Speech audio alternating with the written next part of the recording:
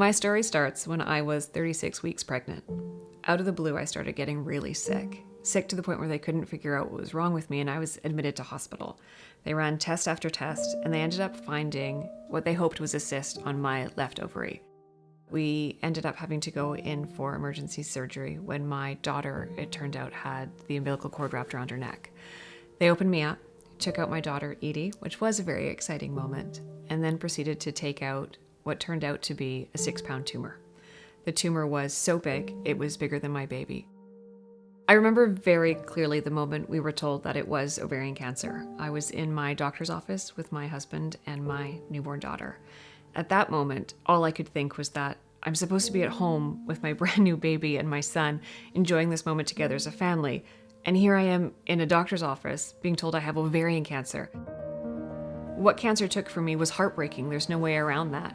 I didn't get to spend the first 6 months of my daughter's life with her. I was going through chemo and radiation, and I was not able to breastfeed her and bond with her the way that I wanted to, and that was really hard. But I was able to also see the love and support that was around me in a way I'd never had before. My husband, I am forever indebted to and more deeply in love with now because he is the one who held our family together. My parents were incredible. They were there for us every single day. I was incredibly lucky. Not only was my ovarian cancer caught early, which almost never happens. I understand how lucky I was in that. But also I am the benefactor of research that was done here in BC. Research at BC Cancer has shown that with my subtype of cancer, it responds well to radiation. And because of that, my chance of survival, my lifelong expectations have improved because of research that took place at BC Cancer. Our long-term goal is by 2030 is to reduce death and suffering from these cancers by 50%. What we want to see is a steady stream of discoveries moving into the healthcare system and becoming standard of care. Because we can only impact the lives of all women if our research becomes everyday clinical practice. And by being embedded so deeply within the clinical team, this is possible. The funds donated actually make it happen. A lot of the projects that we have through OVCare are innovative and difficult to fund otherwise because they've not been done before. And we hope through our partnerships with the community and donors that we'll be able to decrease the incidence of this terrible cancer.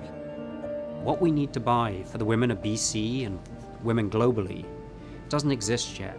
We need to build it. And what we need to build is a toolbox, a prevention toolbox, which will have elements in it which will prevent women from getting these cancers. And we have some elements in place, but we need to make sure those elements are used appropriate and measure their effectiveness and develop new elements and prevent the cancers which our existing pieces don't cover. Your support is essential. We have some really good things going on, and we're no longer sort of a high-risk startup enterprise. We've proven we can make a difference locally, nationally, and internationally, but we can't take it to the next step without help. The idea that right now at BC Cancer, research is going on to stop ovarian cancer before it even turns into cancer itself is incredible to me.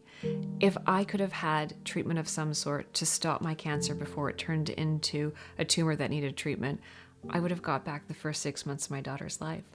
And the fact that it's BC donors who are making this happen, making this a reality for so many women, is incredible to me.